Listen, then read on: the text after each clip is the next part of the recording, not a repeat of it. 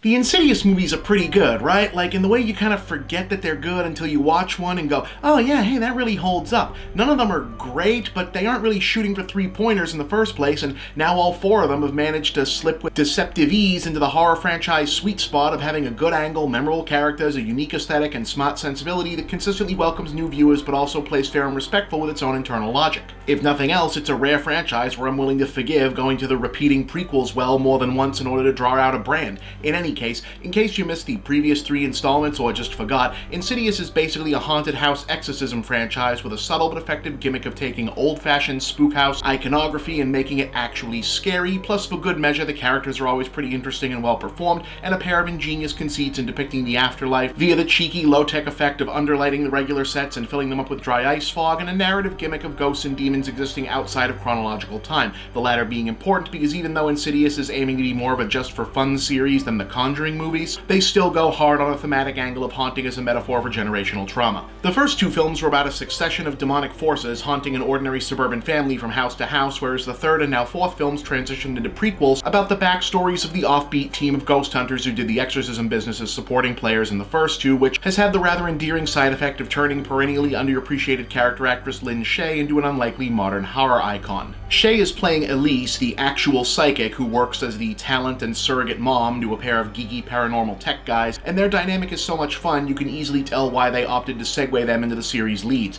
Part 3 laid out how they got together, and The Last Key serves as a more or less direct lead into the original film, but also answers the previously only hinted at full backstory for Elise through the conceit that she and her team have been called in to deal with a haunting that turns out to be at the home where she grew up, a ghost-infested domain where the first manifestations of her latent psychic powers led to vicious abuse by her hateful father. I can't really say more story-wise without, pardon the pun, giving up the ghost, since these movies are all kind of about their surprises, and Part 4 is no different, once again adhering to the Insidious formula of a small twist, a big twist, and a wild all-bets-are-off final act built around a confrontation with a new main demon, in this case an aggressive ghoul with keys for fingers who's implied to possibly be the big bad behind all the franchise's other evil happenings. In terms of ranking the series monsters, nothing is ever going to beat the red guy from Part 1, but at least he's better than the crappy, cliche, uncomfortable stereotype from Part 2. What I can say is that despite the aforementioned fun scare atmosphere involved, all of the business about Elise's abusive childhood and the family dynamics informing it feel very real and sensitively handled, which is something the series has kind of struggled with in the past but gets very right here. Also, the hey, here's what's really going on midpoint misdirection twist is so head-slappingly inspired it could have inspired an entire different film all on its own.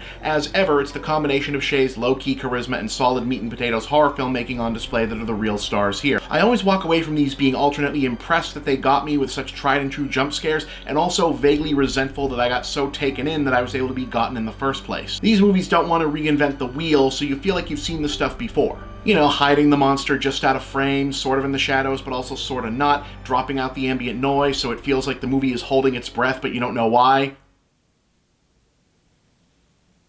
Setting up multiple doors, boxes, cabinets, whatever, where something scary might be hiding and keeping you on pins as to whether or not they're going to follow through or break the rule of threes. And they're especially fond of that reverse shot gag where 2 people will be having a conversation, and then they cut to one of them just kind of chilling in front of a neutral backdrop. And then they can cut back to the other person and give them a reason to look down or off to the side for some banal reason so that when they turn back around, there's a monster behind you and probably also a sharp piano chord for some reason.